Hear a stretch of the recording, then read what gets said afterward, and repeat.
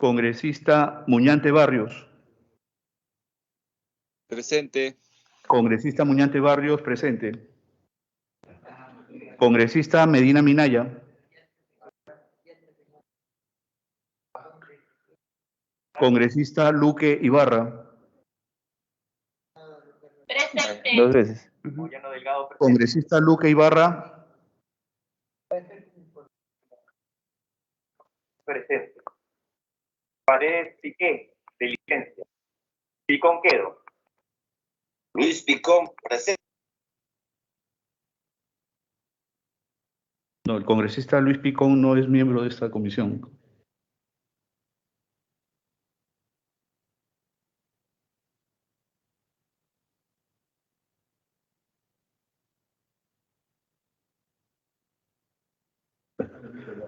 Congresista Luque Ibarra.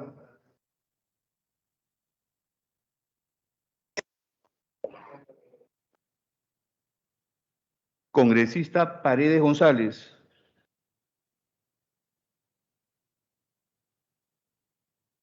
Congresista Cutipa Cama.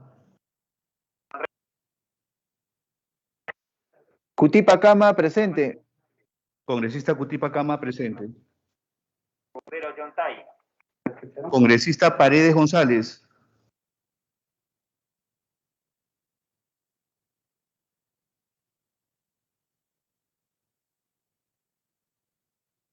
Señora Presidenta, han contestado a la lista 7 señores congresistas.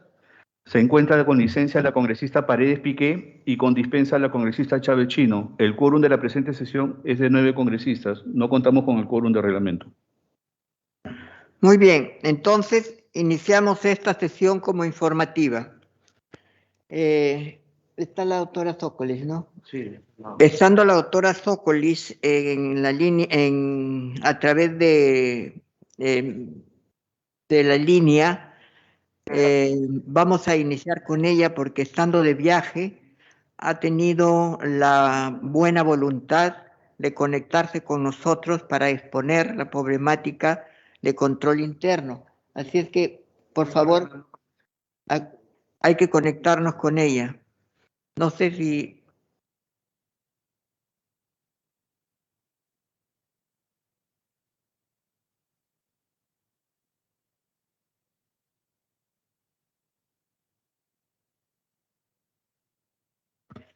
Quería comunicarles mientras se conecta la doctora Zócolis que está a disposición de todos ustedes el despacho, los documentos que han ingresado, los documentos que han sido recibidos. El que desee copia de alguno de ellos puede solicitarlo. Están a su disposición en la Secretaría Técnica. Como eso no requiere de debate ni aprobación, vamos a irlo adelantando. Si hay algún informe de parte de ustedes, se pueden hacer en este momento, igual que los pedidos, ¿no? Doctora, buenos días. Disculpe, doctora, por favor. Sí, buenos días. Habla el congresista Esdras Ricardo Medina Minaya para que me tome, por favor, por la asistencia presente. Se registra su asistente congresista. Muy amable, doctora. Gracias.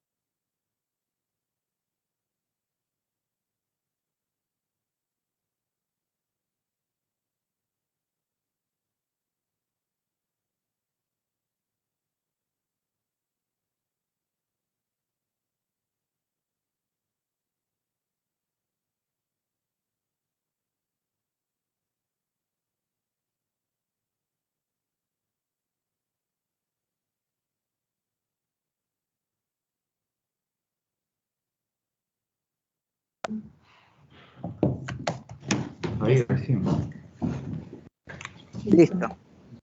Doctora Sokolic, ¿me escucha? Buenos días, doctora Buenos días, Echaíz, doctora presidente. Sokolic. Bienvenida a la Comisión de Justicia y Derechos Humanos. Gracias por haber aceptado nuestra invitación y la dejamos en el uso de la palabra.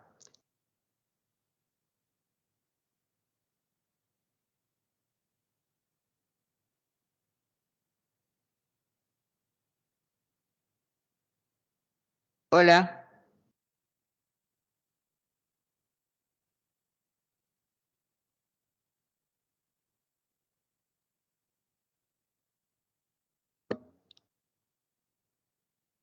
¿Me escucha, doctora?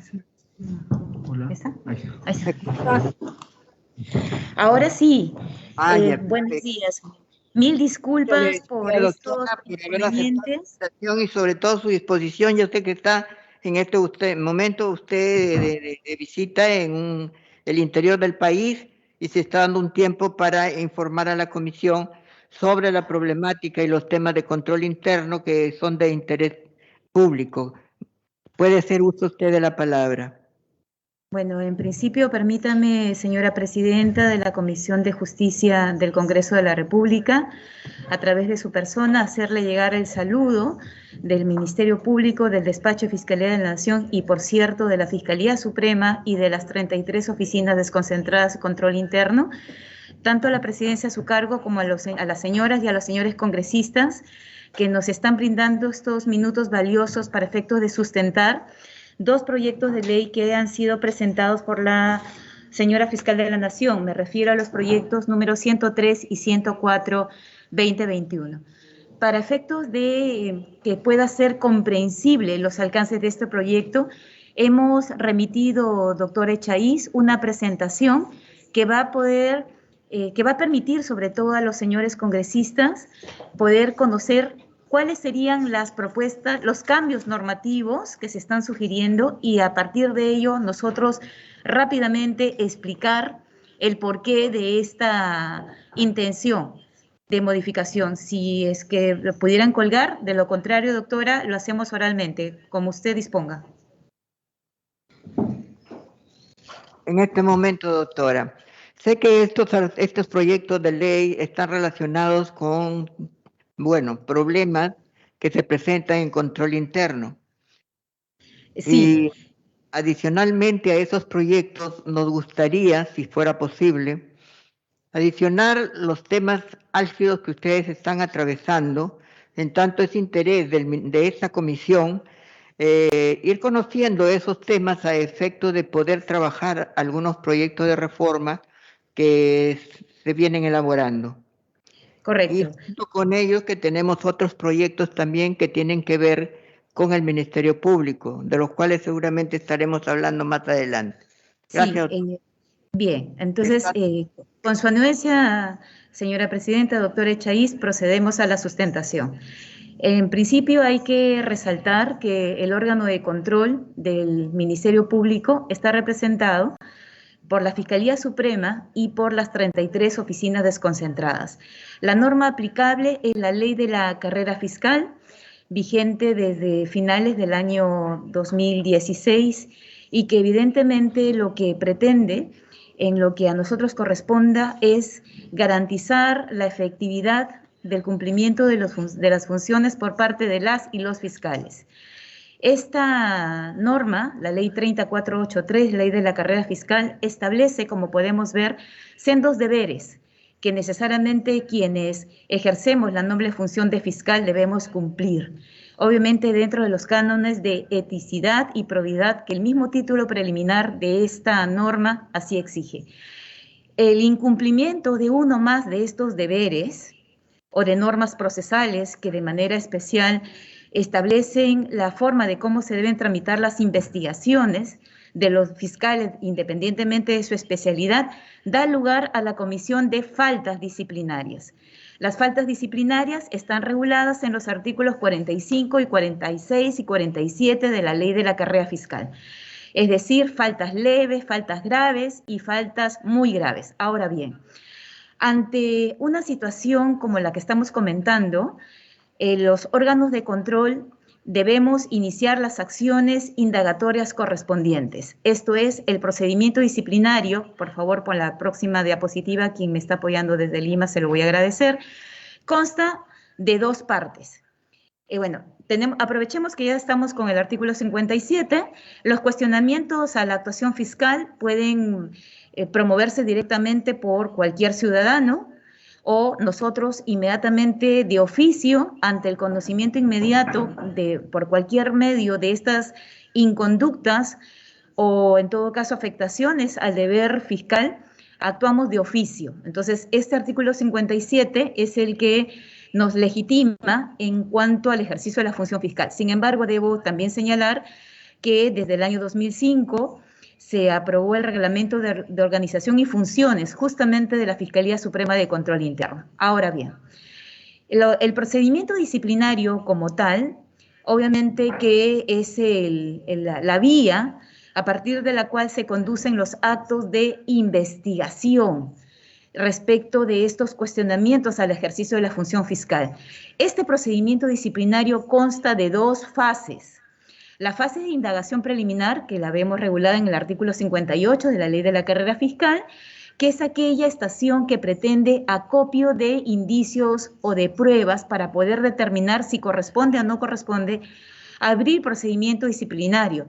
Es decir, en este caso, conforme a los alcances del artículo 56, que evidentemente va a significar, dentro de las garantías del debido procedimiento, determinar si el fiscal o la fiscal sujeto a investigación ha o no cometido una falta leve, grave o muy grave, y a partir de ello aplicar cualquiera de las sanciones que están comprendidas como tales en la misma Ley de la Carrera Fiscal. Las sanciones pueden ir desde una amonestación, una multa, una suspensión al ejercicio de la función y la falta más grave, ¿cuál es? La propuesta de destitución, ¿correcto? Ahora bien, ¿qué resulta? Avanzamos, por favor.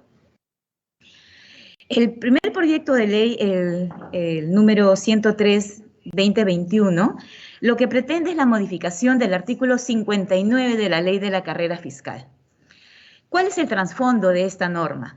Nosotros sabemos que ante la comisión de una falta disciplinaria muy grave, que obviamente pone, digamos, en tela de juicio la permanencia del fiscal o la fiscal que ha cometido una falta que inclusive puede tener connotación penal, nosotros, y obviamente ante una grave irregularidad, podemos aprobar, si es que esta medida ha sido propuesta por la oficina desconcentrada, o nosotros mismos proponer ante la Junta de Fiscales Supremos la separación o el apartamiento del ejercicio de la función fiscal mientras que el procedimiento disciplinario está en curso.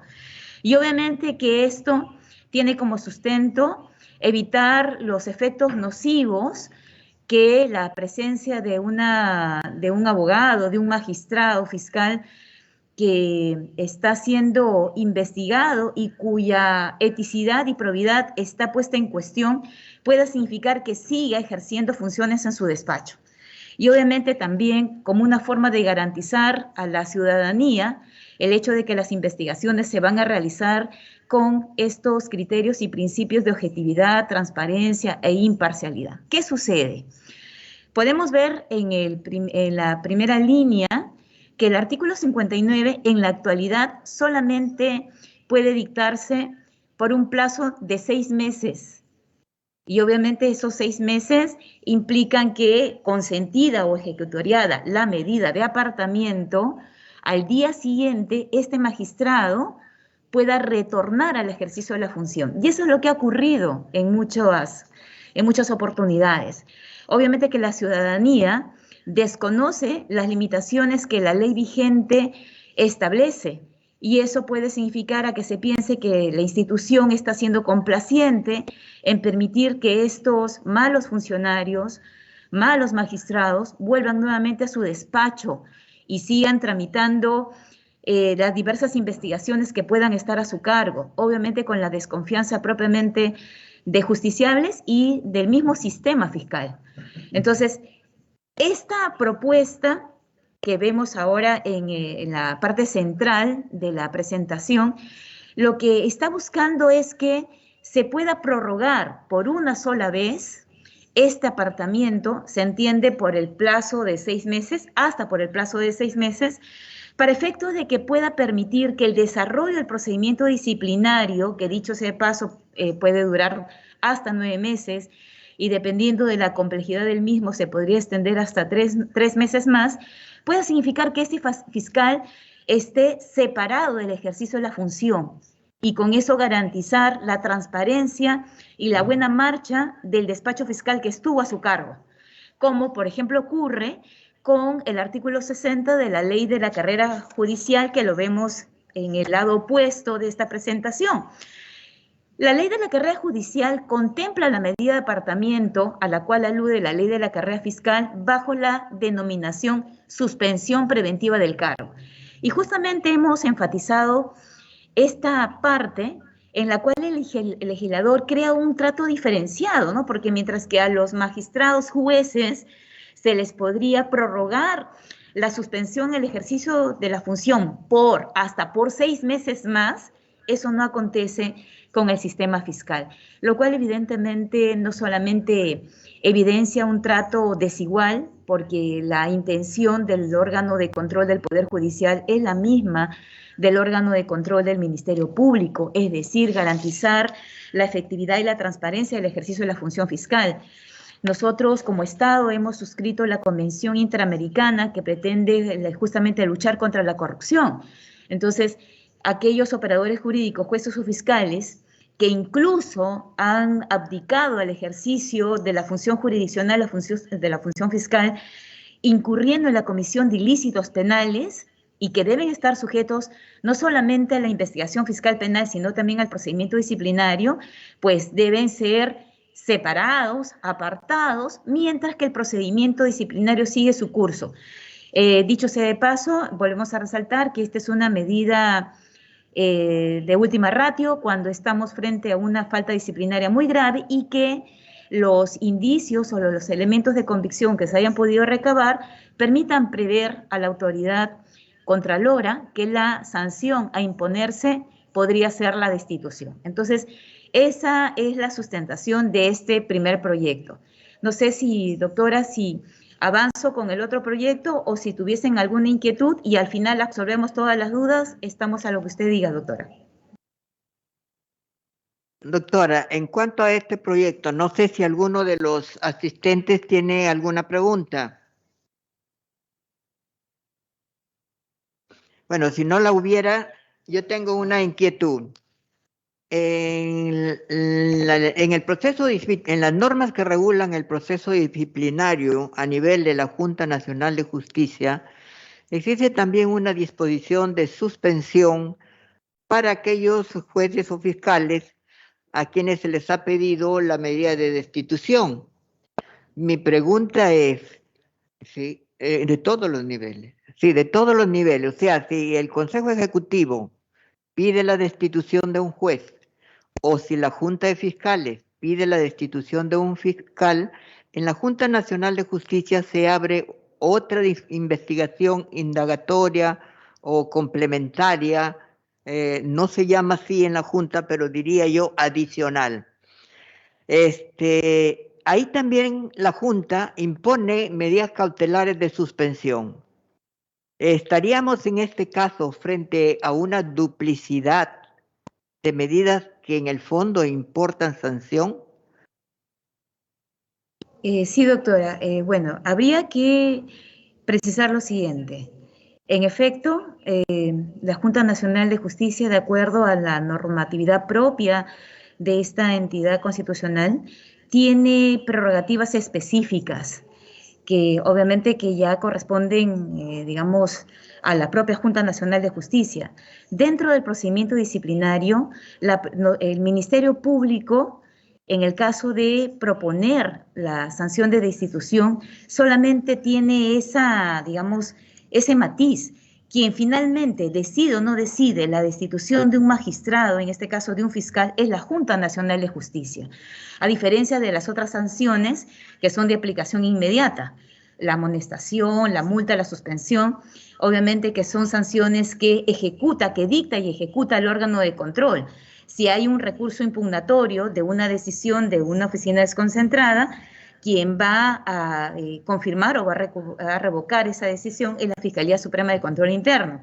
Si la Fiscalía Suprema de Control Interno, por el nivel jerárquico de los fiscales que están sometidos a procedimiento disciplinario, sean fiscales superiores, fiscales adjuntos supremos, llega a la determinación que la infracción es muy grave, es decir, está dentro del catálogo de infracciones del artículo 47 de la Ley de la Carrera Fiscal, propone a la Junta de Fiscales Supremos la sanción de destitución. Si la Junta de Fiscales Supremos considera que en efecto la decisión de la Fiscalía Suprema debe ser confirmada, pues hace suya la propuesta y de esa misma forma canaliza el procedimiento administrativo a la Junta Nacional de Justicia. Y obviamente la Junta Nacional de Justicia, como decíamos en un inicio, dentro de sus propios procedimientos podría ordenar la suspensión mientras que se determina la decisión final. Sí, a eso me refería, doctora. O sea que por un mismo hecho, los jueces y fiscales se ven sujetos a dobles medidas cautelares.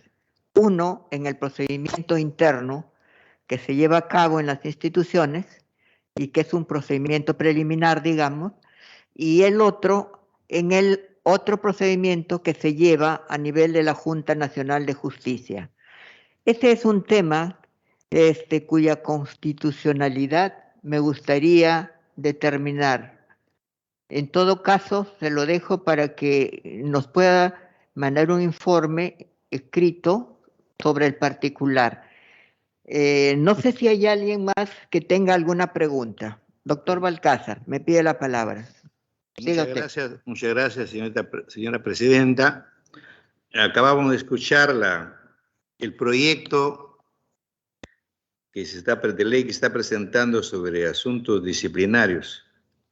Esa duplicidad que acaba de señalar la doctora Chaiz, entiendo que se mantiene porque se supone que si a un fiscal lo suspenden por un hecho denunciado, puede terminar en el archivo, o sea, puede terminar en que lo absuelven de los cargos y él vuelve a ejercer su función. Y en otro caso sería si es que esa investigación continúa y va a la Junta Nacional de Justicia. ¿Así es, señorita expositora? Buenos días, señor congresista, para absolver su inquietud.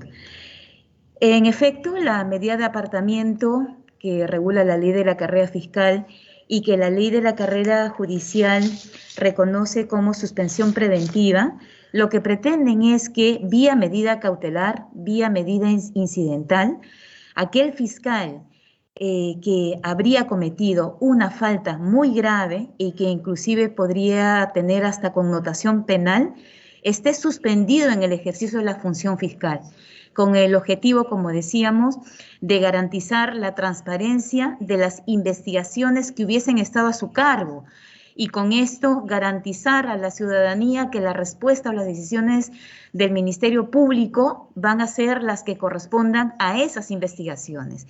Obviamente también lo que se pretende es que la institución mantenga esa confianza en relación a las funciones que constitucionalmente y su propia ley orgánica le reconocen.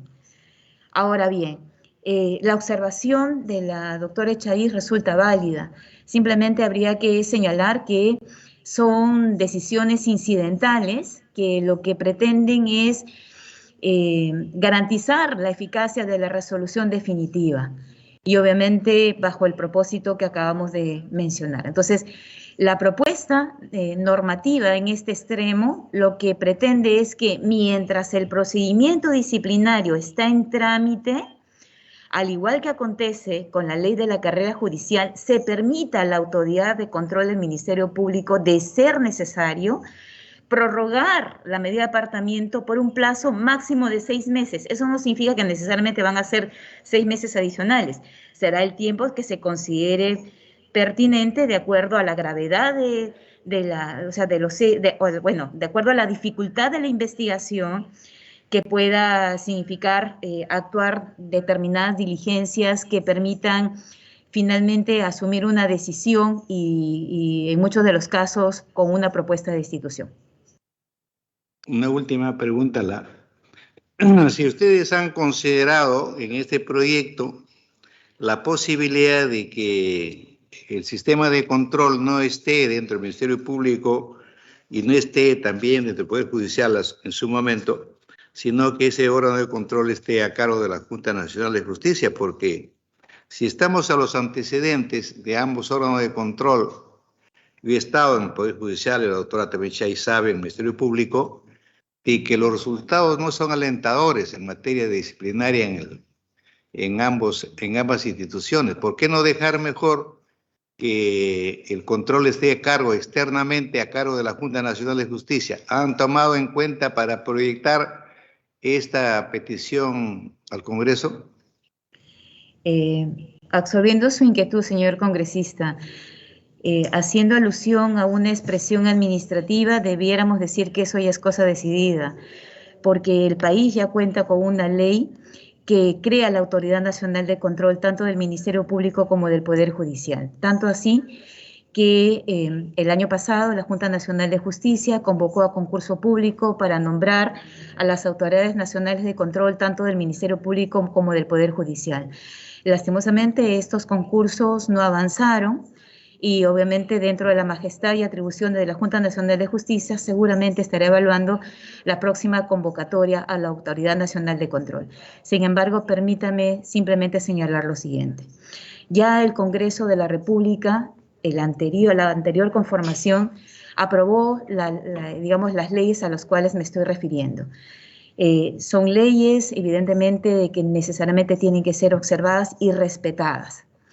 Sin embargo, los órganos de control, y yo puedo hablar en nombre, y permítanme hacerlo a título personal, pero yo represento en este momento al órgano de control del Ministerio Público y lo que sí le podemos garantizar es que nosotros, a pesar de las limitaciones logísticas y de recursos humanos, hacemos todo lo posible para estar al pendiente del cumplimiento de las funciones por parte de los fiscales. Sabemos que existe mucha desconfianza en el sistema de justicia en general por parte de la ciudadanía.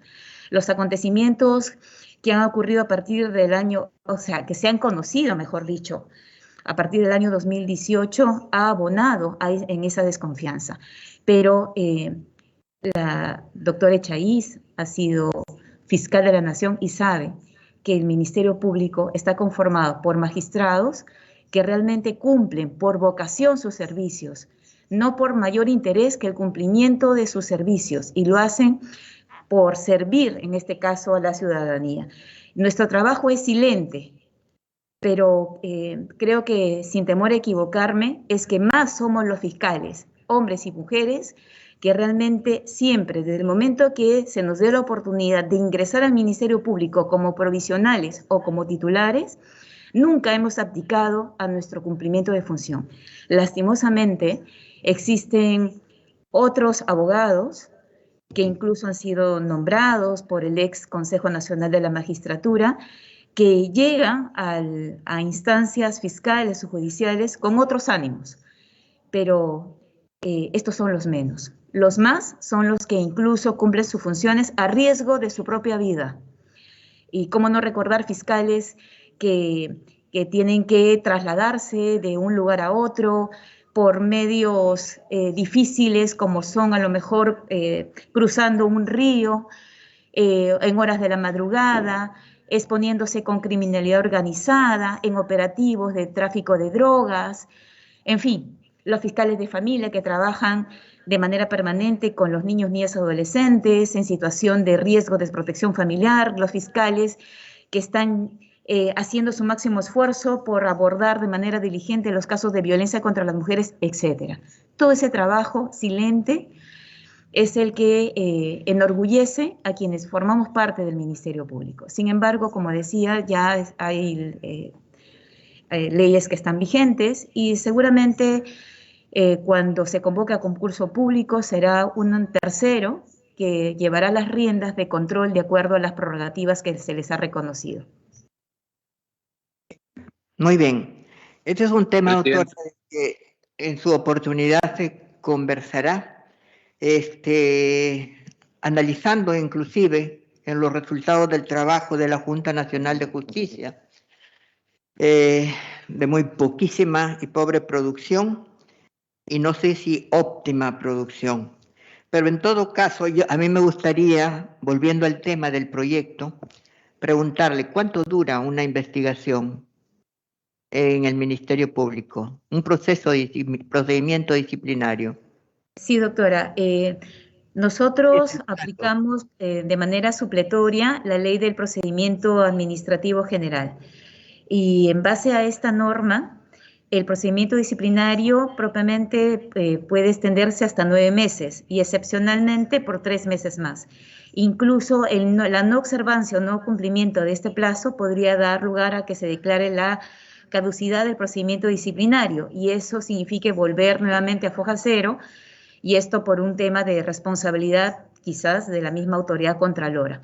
Entonces, en conclusión, un procedimiento disciplinario por la aplicación del texto único ordenado de la Ley del Procedimiento Administrativo General podría extenderse a 9 meses o 3 meses adicionales, dependiendo esto último de la complejidad del caso. O sea, el plazo por ley, el plazo de duración del proceso es de 1 año. 9 meses, que podría extenderse 3 meses más, salvo causa justificada. Alguna dificultad en particular que amerite ese plazo adicional.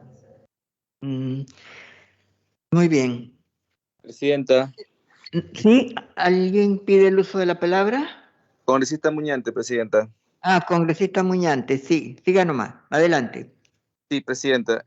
A través suyo, Presidenta, quisiera preguntarle a la doctora ponente, ¿qué pasa si es que al término de los 6 meses, ¿no? De ampliada la suspensión al fiscal, se emite obviamente una resolución donde se solicita o se propone, en este caso de ser positiva la investigación, se solicita a la Junta Nacional de Justicia la suspensión o expulsión del magistrado. En ese momento, ¿cómo queda la medida de suspensión hasta que resuelva la Junta Nacional de Justicia? ¿Cuál es la situación del magistrado en ese lapso entre que ustedes proponen la expulsión y mientras que resuelve la Junta Nacional de Justicia? Por su intermedio, señora presidenta de la Comisión de Justicia, para absolver la inquietud del señor congresista. Así como está vigente la norma, el artículo 59 de la Ley de la Carrera Fiscal, cumplidos los 6 meses, en caso de que la resolución quedó consentida o desde que quedó ejecutoriada, al día siguiente este magistrado, por imperio de la norma vigente, debe volver al cumplimiento de sus funciones, con todo el descrédito que eso significa.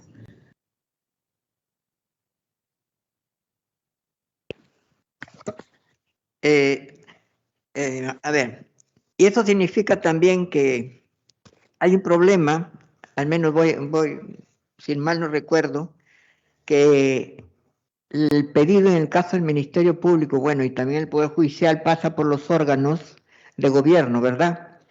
Y que deben ser dirigidos, porque a través de ellos se le pide a la Junta Nacional de Justicia cuando hay peticiones de destitución. A lo cual me lleva pues que no se puede suspender a nadie que no esté bajo sospecha gravísima y que habría la probabilidad de imponérsele una destitución. Ese plazo de 1 año indudablemente se va a vencer, pues factualmente en el Ministerio Público no existe junta, porque no existe el quórum suficiente en este momento. ¿Cómo quedaría ahí la suspensión? Esa es una preocupación generalizada, doctor Echaiz. Definitivamente, por eso es que incluso el despacho de Fiscalía de la Nación está muy preocupada por la falta de quórum de la Junta de Fiscales Supremos, porque las decisiones del órgano de control que pudieran ser cuestionadas son inmediatamente elevadas a la Junta de Fiscales Supremos, pero para analizar estos temas necesariamente tiene que existir el número necesario de fiscales supremos titulares que puedan analizar y decidir lo conveniente en relación a los agravios que se puedan denunciar en estos recursos impugnatorios.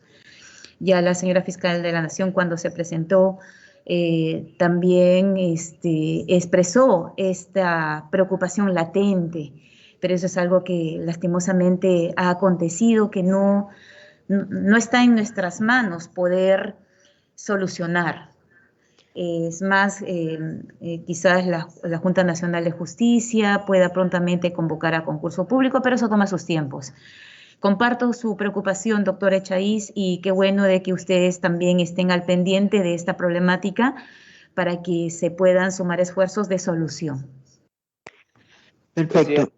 Presidenta. Sí, ¿con quién? Congresista Muñante. Congresista Muñante, adelante. Sí, Presidenta, en la misma línea que usted argumentaba hace unos minutos, sería importante revisar la constitucionalidad de esta medida, porque evidentemente al ampliarse una cuasi sanción, ¿no es cierto? Porque es una suspensión de las funciones hasta por un año, yo creo que es vital revisar pues su constitucionalidad, porque el magistrado pues no puede en todo caso perjudicarse por las demoras en las diligencias de una investigación de control interno. Entonces, eso más bien podría prestarse a ciertas suspicacias en contra de un magistrado. En todo caso, rogaría que se revise el plazo de la ampliación, porque definitivamente esto coarta los derechos de los magistrados y en caso de que sea absuelto, pues el daño habría sido irreparable. En todo caso, Presidenta, me uno a su comentario para que se revise la constitucionalidad de esta ampliación. Muchas gracias. Perfecto, doctora. Pasamos al otro proyecto de ley. Lo tendremos en cuenta en su momento. Sí, con mucho gusto, doctora. Si me ayudan, por favor, con la próxima diapositiva. Bien, el segundo proyecto de ley, vale decir el proyecto 104-2021, pretende la modificación del artículo 60 de la Ley de la Carrera Fiscal. Como se puede ver en uno de los lados, bueno, para mí es el lado izquierdo, quizás para ustedes es el lado derecho, el artículo 60 establece... Un paréntesis, doctora, solamente para anunciar la presencia del doctor Nano Guerra García, con el cual creo que hacemos quórum, ¿no? Sí. Siga adelante, doctora. Sí. Expreso mi saludo también al señor congresista que se está uniendo a esta comisión de trabajo. Bien, decíamos que la intención de la propuesta del artículo 60 que tenemos a la vista va sobre todo en la segunda parte, vale decir, cuando se establece claramente que la facultad del órgano de control para iniciar investigaciones por faltas disciplinarias prescribe a los 2 años de ocurrido el hecho. Esta es la redacción actual, pero ¿qué sucede? En la práctica, en algunas circunstancias, y más aún cuando no estamos hablando de faltas disciplinarias que se han cometido en flagrancia de infracción, el órgano de control toma conocimiento de estas inconductas mucho tiempo después de ocurridos los hechos. Y evidentemente eso no permite que se puedan iniciar los actos de indagación disciplinaria o el procedimiento disciplinario propiamente. Es por eso que al lado derecho, bueno, o al costado, se ha enfatizado en rojo que esta facultad del órgano de control pueda tener este plazo, pero desde el momento que toma conocimiento de la falta disciplinaria. Es decir, ya pasamos propiamente el momento originario de la comisión de la infracción, que obviamente que sí se mantendría si es que estamos dentro del plazo de 2 años, pero sobre todo damos la posibilidad de que si por alguna circunstancia estos hechos no fueron conocidos por el órgano de control, pues sea desde su conocimiento que se compute el plazo para efectos de que puedan iniciarse los actos de indagación respectiva.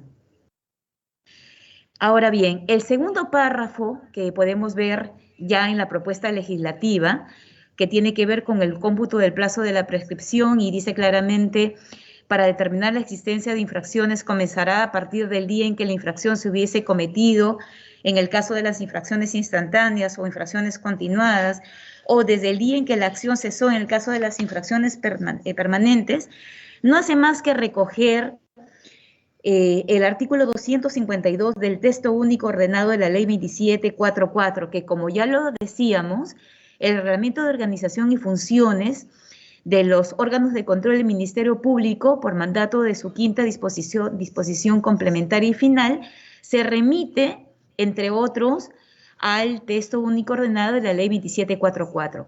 Es más, esta norma es la que necesariamente se tiene que tener en cuenta para efectos de determinar si estamos dentro de los plazos para iniciar la indagación disciplinaria que hubiese lugar. A continuación, se dice: el plazo de prescripción del procedimiento administrativo disciplinario es de 4 años, contado desde la notificación de la resolución que apertura el procedimiento administrativo disciplinario. Asimismo, se dice: los plazos de prescripción se suspenden a instancia recursiva, y finalmente, que cumplida la sanción, el fiscal queda rehabilitado automáticamente al año de haberse impuesto la misma, siempre que la sanción sea de apercibimiento, multa o suspensión. Entonces, todo esto definitivamente va en la línea de poder garantizar la efectividad de las investigaciones y de la actuación de los órganos de control. Y vuelvo a señalar que esta propuesta tiene como base normativa la vigente Ley del Procedimiento Administrativo General. Muy bien, doctora. ¿Alguno de los asistentes desea hacer alguna pregunta? Bueno, sí, solamente una pregunta, que tengo una inquietud y que la he tenido siempre. ¿Por qué en este reglamento siempre se considera que el plazo de caducidad, el plazo para que el agraviado, vamos a decirlo, tiene para presentar una queja es de 6 meses y tiene el carácter de caducidad, ¿no? Está dentro de la institución de la caducidad.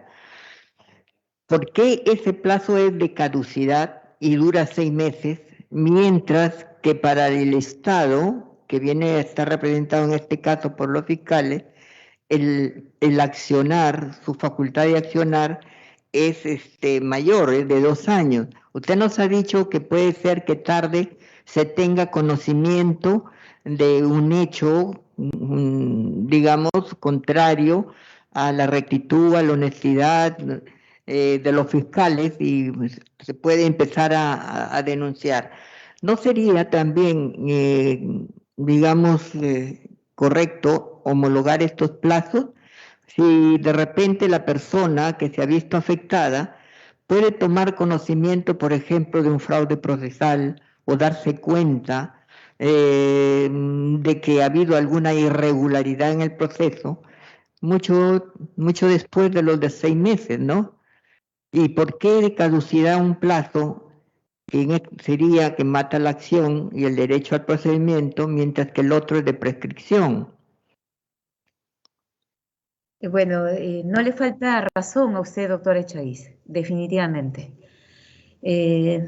Quizás lo necesario, lo saludable sería homogenizar, tanto para el ciudadano como para la autoridad contralora, el hecho de que estas malas prácticas de parte de los fiscales tengan un mismo plazo, de tal suerte que, siendo consecuentes con estos compromisos del Estado peruano al haber suscrito y ratificado la Convención Interamericana de lucha, en este caso, contra los actos de corrupción, permitan sí o sí conocerlos, investigarlos, de ser el caso sancionarlos y obviamente ya tener una respuesta definitiva. Me parece sumamente importante su observación en ese extremo, doctora. Sin embargo, si me lo permite, Me acompaña en este momento el señor Fiscal Superior Arturo Chalco. Él es el responsable de la Comisión de Procedimientos Disciplinarios de la Fiscalía Suprema de Control Interno, quien podría brevemente hacerles algún comentario en relación a estos entrampamientos que tenemos, por ejemplo, con los plazos a los cuales alude el artículo 60 de la Ley de la Carrera Fiscal. Si es que le parece, obviamente. Sí, en un breve término, por razones de tiempo, por favor, doctora. Muy amable. Adelante, doctor. Sí, buenos días, señora congresista Gladys Echaíz, presidenta de la Comisión de Justicia, y a ustedes, un saludo a todos los congresistas. Solamente para complementar la posición de la doctora Sócrates, efectivamente compartimos su posición de que ese plazo de caducidad que se le da a las personas que se sienten perjudicadas con alguna infracción de carácter disciplinario por parte de los magistrados, sí debería ampliarse, pero esta es una norma que viene de atrás, que inclusive la ley orgánica del Poder Judicial también señala una caducidad de 6 meses para que la parte agraviada o perjudicada pueda presentar su queja, ¿no?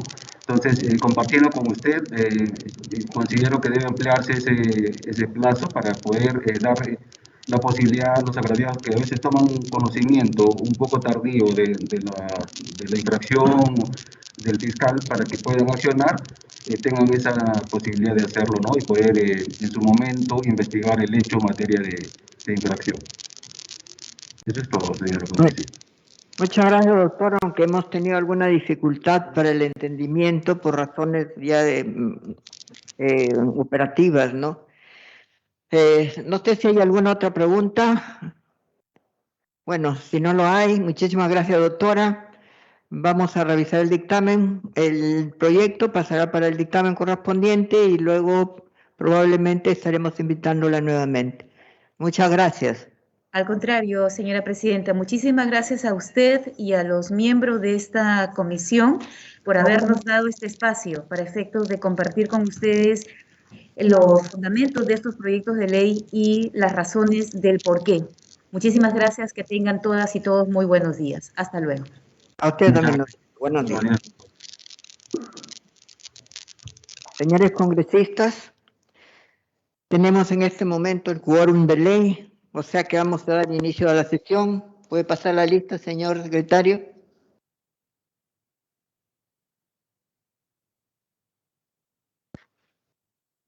Señores congresistas, se va a pasar lista. Congresista Echaíz de Núñez Izaga. Presente. Congresista Echaíz de Núñez Izaga, presente. Congresista Valcarza Celada. Presente. Congresista Valcarza Celada, presente. Congresista Ventura Ángel. Presente. Congresista Ventura Ángel, presente. Congresista Paredes González. Congresista Cutipa Cama. Congresista Cerrón Rojas. Congresista Obando Morgan.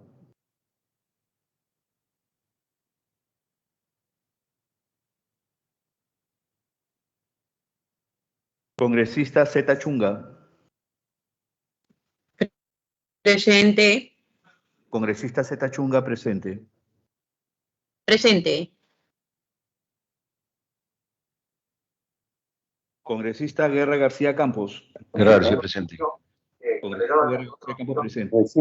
Congresista Tueros.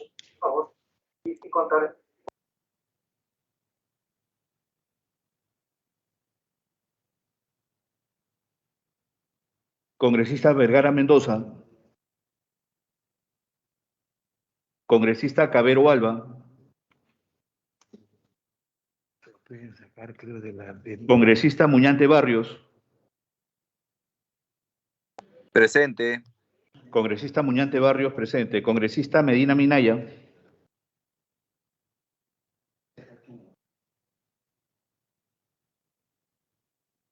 Congresista Luque Ibarra.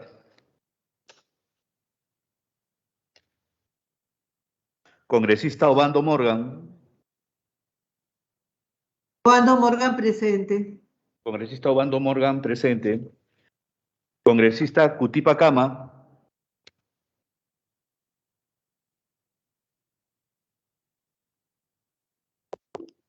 Cutipa Cama, presente. Congresista Cutipa Cama, presente. Congresista Paredes González.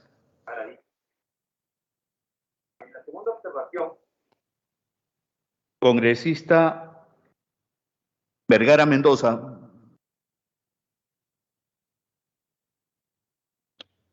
Hola. Congresista Vergara Mendoza. Señor presidente, para poder comunicarle que por razón de estar en otra reunión de comisión de presupuesto y fiscalización no he podido estar desde el inicio de la reunión, pero me hago presente en este momento. Congresista Vergara Mendoza, presente. Congresista Geri Oré.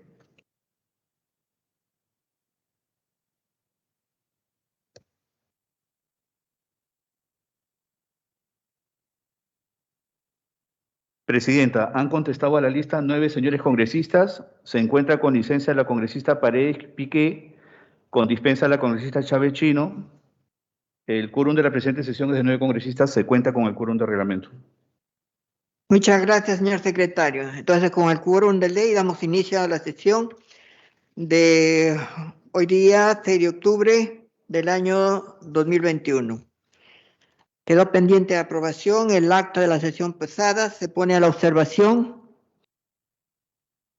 Si algún congresista tiene alguna observación que hacer al acta. Si no lo hay, entonces pasamos para su aprobación. Pase lista, señor secretario. Señores congresistas. Echaíz de Núñez Ízaga. Presente. A favor. A favor. Congresista Echaíz de Núñez Ízaga, a favor. Congresista Valcarza Celada. A favor. Congresista Valcarza Celada, a favor. Congresista Ventura Ángel. A favor. Congresista Ventura Ángel, a favor. Congresista Cutipa Cama.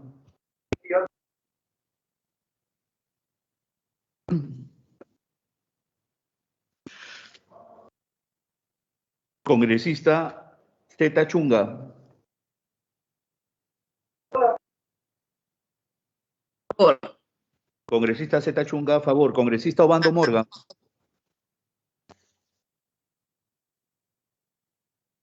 Congresista Obando Morgan. no se ha establecido, doctora Paz, artículo alguno que disponga. Disculpe, Cutipa Cama, a favor. Congresista Cutipa Cama, a favor. Congresista Guerra García Campos. Guerra García Campos, a favor. Congresista Guerra García Campos, a favor. Congresista Obando Morgan.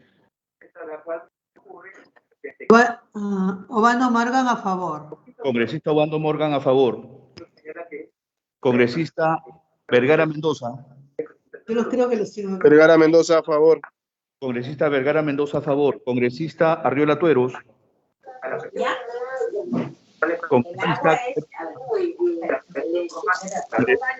Congresista Muñante Barrios. Muñante Barrios, a favor. Congresista Muñante Barrios, a favor. Congresista Medina Minaya. Los socios están formalmente incorporados a la Contraloría General de la República, pero aún no se produce el proceso de fortalecimiento del término de la Congresista Medina Minaya. Congresista Luca Ibarra. Esta disposición de exoneración busca agilizar el proceso de fortalecimiento de la Contraloría y del Sistema Congresista Nacional de Control. Paredes González. Congresista Cerrón Rojas. Presidenta, han contestado a la lista 9 señores congresistas. El acta ha sido aprobada por unanimidad de los congresistas asistentes. El acta ha sido aprobada por unanimidad. Se dio cuenta inicialmente y reitero ahora de que han ingresado los documentos que se ha puesto a su consideración y se han remitido también los que han sido puestos a su conocimiento, incluyendo algunos proyectos de ley. Pasamos a informes. Si alguien tuviera algo que informar, paso entonces a informar la modificación del cuadro de las comisiones. La presidencia nos informa, el oficial mayor mediante el oficio correspondiente hace de conocimiento que el Pleno del Congreso de la República en sesión celebrada el 16 de septiembre ha propuesto del Grupo Parlamentario Fuerza Popular aprobó la siguiente modificación en la conformación de la comisión. Sale como titular de esta comisión el congresista Eduardo Enrique Castilla Rivas e ingresa en su reemplazo la congresista Cruz María Zeta Chunga. Ingresa como accesitaria la congresista María del Pilar Cordero Yontay. Si estuvieran presentes, se les da la bienvenida a esta comisión, esperando su colaboración en el trabajo que venimos realizando. Damos cuenta también, por otro lado, que el oficial Mayora nos ha puesto en conocimiento que el Consejo Directivo de Congreso, en sesión de 28 de septiembre del 2021, ha dispuesto tramitar a la Comisión de Justicia y Derechos Humanos los oficios 326, 330, hasta el 349, 536 y 567 del 2021. Suscritos por el presidente de la República de entonces, Francisco Sagasti, y su presidente del Consejo de Ministros, Violeta Bermúdez, mediante los cuales se da cuenta de los decretos supremos emitidos durante su gestión que declaran o prorrogan estados de emergencia en diversas circunscripciones, cuya relación en la víspera se ha remitido en un cuadro conjuntamente con la agenda y demás documentos de la presente sesión. Se ha dispuesto que pasen para el informe correspondiente, del cual se dará cuenta en su oportunidad. Si alguien más tuviera alguna cosa que agregar, si no, pasamos a la sección pedidos. ¿Algún pedido? No habiendo pedidos en este momento, pasamos a la orden del día.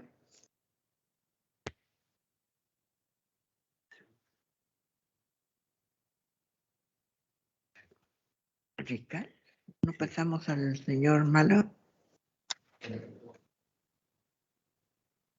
Se encuentra en la sala el fiscal superior Jorge Chávez Cotrina. Podríamos invitarlo a ingresar en a que pase a la sala, por favor.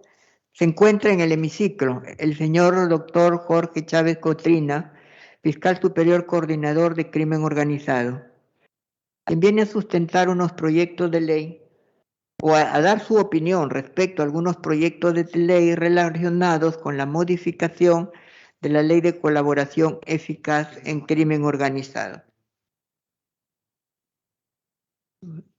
Sírvase a invitarlos, por favor, para que pasen a la sala.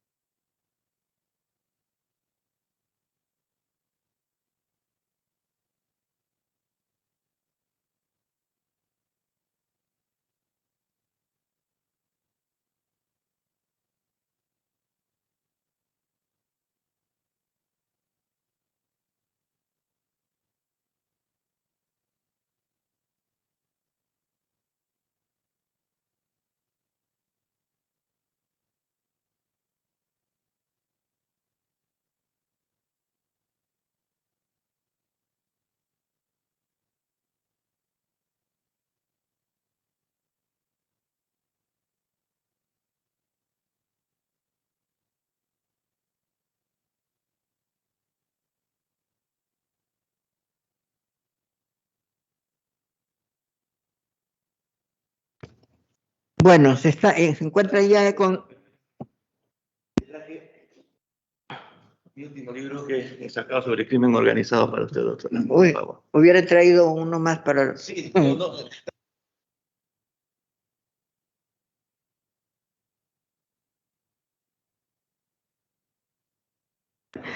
Bueno, está con nosotros ya el doctor Chávez Cotrina.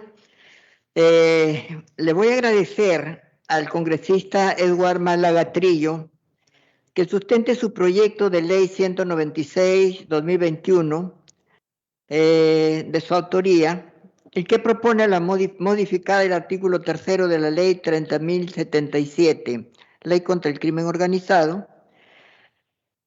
y que tiene por objeto incorporar en su ámbito de aplicación delitos contra los recursos humanos o aplicación de la colaboración eficaz en los delitos contra los recursos humanos, a efecto de que luego de su exposición podamos escuchar la opinión del fiscal coordinador y especialista en el tema. Se le escucha, doctor. Muy buenos días, Presidenta. Ante todo, un saludo y por intermedio suyo a todos los colegas presentes y a quienes nos estén viendo. Quisiera también extender mis disculpas por no atender presencialmente, ya que al cambiarse la hora de esta sesión de 10 a 9 de la mañana, se me cruzó con una actividad con la Universidad Nacional Mayor de San Marcos. Respecto al proyecto, necesito que se me dé privilegios para compartir mi pantalla, por favor.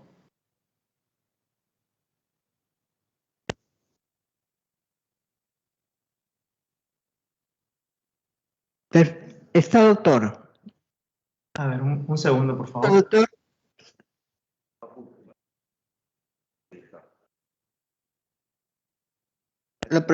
Ya se le dio la autorización a proyectar. A ver, un segundo. Ya, parece que sí.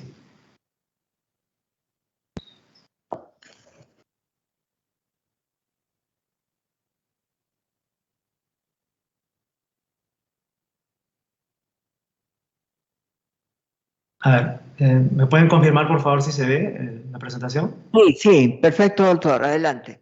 Muy bien, muchas gracias, Presidenta.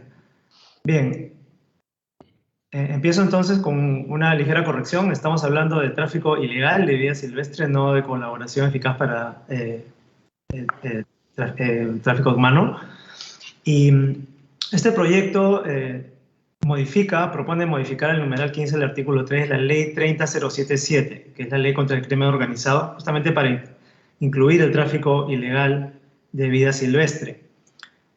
En cuanto al impacto mundial que tiene esta actividad, es primero importante mencionar que el tráfico de vida silvestre se refiere a la captura, caza furtiva y contrabando de las especies biológicas y o sus derivados o productos. En países mega diversos como el Perú, este problema es de radical importancia porque significa también una reducción y una amenaza a nuestra gran diversidad biológica. Además, esta actividad constituye la base de una de las economías ilícitas más lucrativas del mundo. Está a la par en realidad con el tráfico de drogas, de armas y de productos falsificados. Se genera más de 20.000 millones de dólares al año a nivel mundial. Entonces no es realmente una actividad de poca monta. A nivel nacional, local, es importante destacar que el tráfico ilegal de vida silvestre ha pasado de actos individuales, que ya son penalizados actualmente, a un fenómeno de organización criminal mucho más complejo y con alcance profundo en el mercado internacional. Cabe mencionar que entre los años 2000 y 2018 se han decomisado alrededor de 90.000 animales silvestres vivos. Y solamente estamos hablando de animales silvestres vivos sin mencionar especies vegetales, madera o componentes o extractos. Por ejemplo, si hablamos de las aletas de cola de tiburón o diferentes polvos que se hacen de insectos, de pieles de culebra, etc. Entonces, es realmente un fenómeno masivo.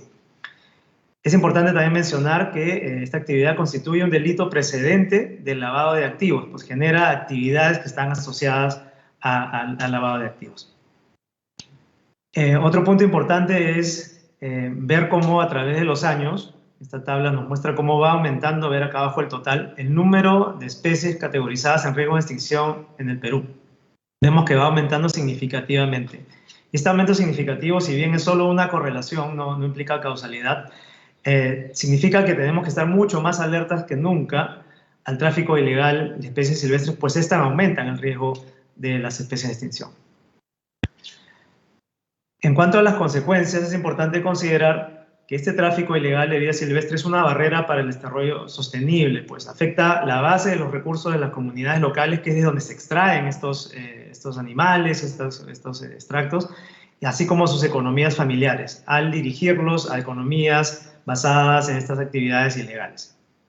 Se generan también riesgos para la salud pública, y esto es especialmente relevante en este momento que hemos aprendido lo que es una zoonosis o una pandemia, que significa en principio la transmisión de virus o bacterias desde animales a los seres humanos, y este riesgo aumenta cuando se incentiva el tráfico y el contacto con especies exóticas. Por lo tanto, es también importante tomar en cuenta, es una lección que deberíamos haber aprendido de esta pandemia.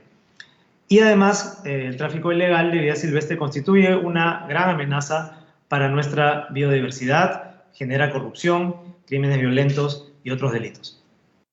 En cuanto a la propuesta normativa, se trata de modificar la Ley 30077 ya mencionada para incluir los siguientes delitos contra los recursos naturales relacionados al tráfico ilegal de vida silvestre. Estamos hablando de los artículos 308 y 309, en particular, referidos al tráfico ilegal de especies de flora y fauna silvestre, terrestres, acuáticas, así como la extracción y procesamiento de las mismas, la depredación de flora y fauna silvestre y otras formas agravadas.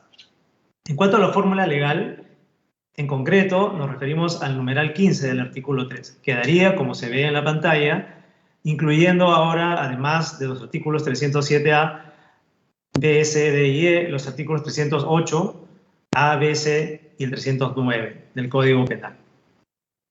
La finalidad es dotar a los operadores de justicia penal de una importante herramienta para lograr una mayor eficacia en la investigación, juzgamiento y sanción del tráfico ilegal de vida silvestre. Aquí cabe notar que en el momento las leyes actuales contemplan penalidades para fenómenos individuales, casos individuales o aislados de tráfico ilegal de vida silvestre, pero no así para la figura de crimen organizado.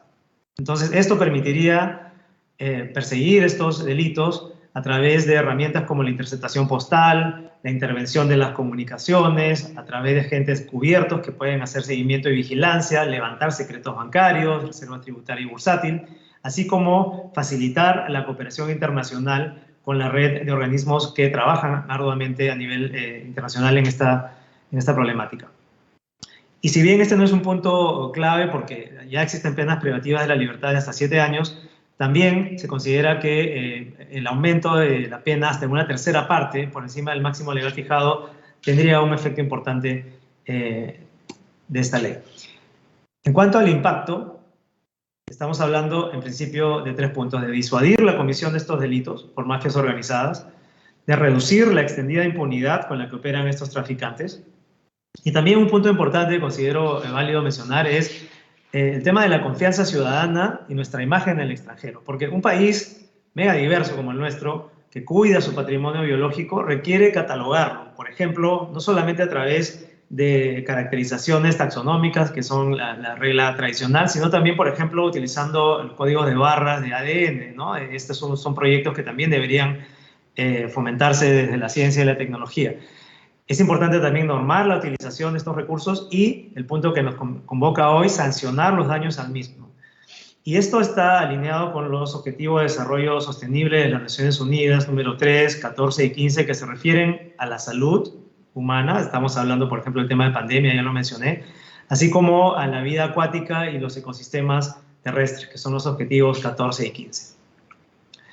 En cuanto a coherencia con el marco normativo, debo mencionar que este proyecto está alineado con diferentes convenios y convenciones internacionales como el de diversidad biológica, la regularización de la caza de ballena, el comercio internacional de especies amenazadas, de fauna y flora, la conservación y manejo de la vicuña, muy relevante localmente, la conservación de especies migratorias, animales silvestres como aves, por ejemplo, el Tratado de Cooperación Amazónica, muy importante para nuestros socios regionales, la Convención Interamericana para la Protección y Conservación de Tortugas Marinas y el Acuerdo sobre Medidas de Estado Rector para desalentar y eliminar la pesca ilegal, no declarada y no reglamentada, que es realmente una enorme caja negra en nuestro país.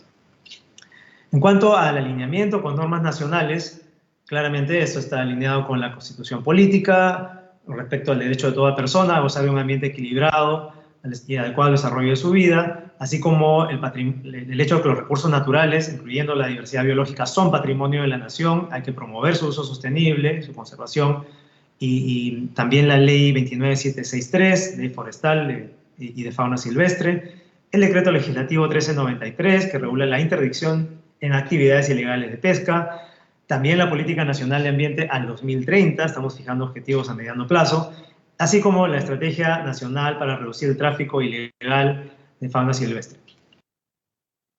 También tenemos importantes alineamientos con el Acuerdo Nacional, en particular la 19ª Política de Estado, Desarrollo Sostenible, Gestión Ambiental, la necesidad de proteger la diversidad biológica, ya se mencionó la importancia de ella, facilitar el aprovechamiento sostenible de recursos naturales, asegurar la protección ambiental y promover ciudades sostenibles. Esto es importante porque el crecimiento expansivo en nuestras ciudades también está afectando a los ecosistemas, y esto alienta a muchos traficantes a extraer especies que justamente están en riesgo de extinción. En cuanto a los antecedentes en el Congreso, es importante mencionar que ya hubo 2 proyectos de ley relacionados muy similares, uno en el año 2018 del congresista Wilmar Aguilar de Fuerza Popular y uno en el año 2020 del congresista Alberto de Belaúnde del Partido Morado. Ambos se frustraron finalmente por problemas coyunturales como el cierre del Congreso o la corta duración del último periodo parlamentario extraordinario. Sin embargo, es importante mencionar que ambos proyectos de ley contaron con dictámenes favorables de esta comisión en el periodo 2016-2021, así como opiniones favorables de varios ministerios: Ministerio de Ambiente, Agricultura, Justicia y Derechos Humanos, Interior, la Fiscalía e instituciones importantes como la Sociedad Peruana de Derecho Ambiental, Derecho Ambiente y Recursos Naturales y Oceana Perú. Y con esto quería cerrar la presentación, simplemente mencionando la pertinencia y la relevancia de una norma de este tipo para tener un control más adecuado del tráfico ilegal de estas especies tan valiosas para nuestro país. Muchas gracias, señora presidenta.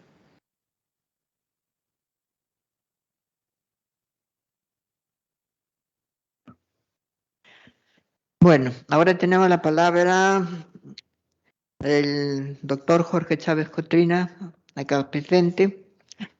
Doctor, lo escuchamos con relación al anteproyecto de ley que acaba de ser expuesto.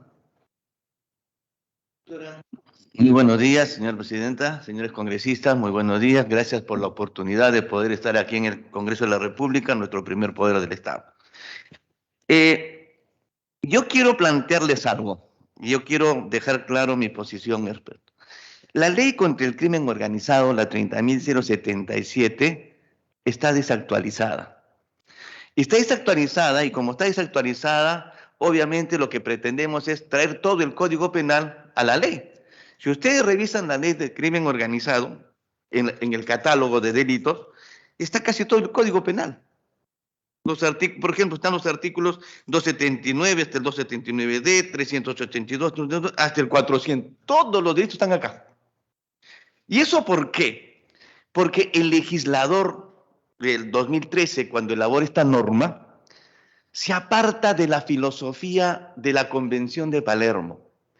La filosofía de la Convención de Palermo, que es la Convención contra la Criminalidad Transnacional, establece los mecanismos y los compromisos de Estados para luchar contra el crimen organizado y define a la criminalidad organizada con un grupo estructurado, permanente, de 3 o más personas, etc.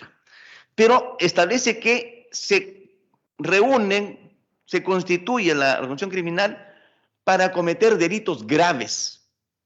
La Convención de Palermo no da un catálogo de delitos. Nuestro legislador en 2013, no sé a quién se le ocurrió poner un catálogo de delitos, lo cual desnaturalizó totalmente porque durante todos estos años, con innumerables modificaciones, se han ido aumentando delitos al catálogo. Y tenemos casi todo el código acá. Y además hay que tener en cuenta algo. En 2016, a través del decreto legislativo 1244, se modifica el Código Penal. Desaparece la asociación ilícita como delito, el 317, y se crea el tipo penal de organización criminal. O sea, ya tenemos el tipo penal de organización criminal. En consecuencia, lo que tenemos que hacer es actualizar la ley de crimen organizado. Yo les he traído, doctor, acá una ayuda a memoria. Te traigo 5. De repente lo pueden socializar, por favor. Una es para mí. Por favor, si me puede sacar copia, porque están los congresistas y que no me alcanzó el tiempo de sacarle copia. En el sentido siguiente, si nosotros actualizamos la ley contra la criminal organizada, la 30.077, ya no necesitamos el catálogo. El catálogo tiene que ser, el artículo 3 de la ley 30.077 tiene que ser derogado. ¿Por qué? Porque el artículo 3 de la norma, esta es la propuesta que les presento para modificarlo, dice bien claro: la presente ley tiene por objeto fijar las reglas y procedimientos relativos a la investigación, juzgamiento y sanción del delito de organización criminal, o sea, el 317, así como en aquellos delitos en los que se contemple como circunstancia agravante su comisión mediante una organización criminal o como integrante de una organización criminal. Con eso cerramos el catálogo. ¿Por qué? Porque estamos actualizando la ley con el tipo penal. Además, la propia ley, mire, estando así como está, es contradictoria. Porque la norma, así como está, dice: la presente ley tiene el objeto de fijar reglas y procedimientos relativos a la investigación, juzgamiento y sanciones de los delitos cometidos por organizaciones criminales. Recuerden, 2003. Estamos en el 2013, perdón, no había el tipo penal. Pero si ya tenemos el tipo penal, esta definición o este objetivo queda muy corto en la ley. Pero además, cuando nos dan el catálogo, al final del catálogo de la norma, en el inciso ya 21, dice, ¿no?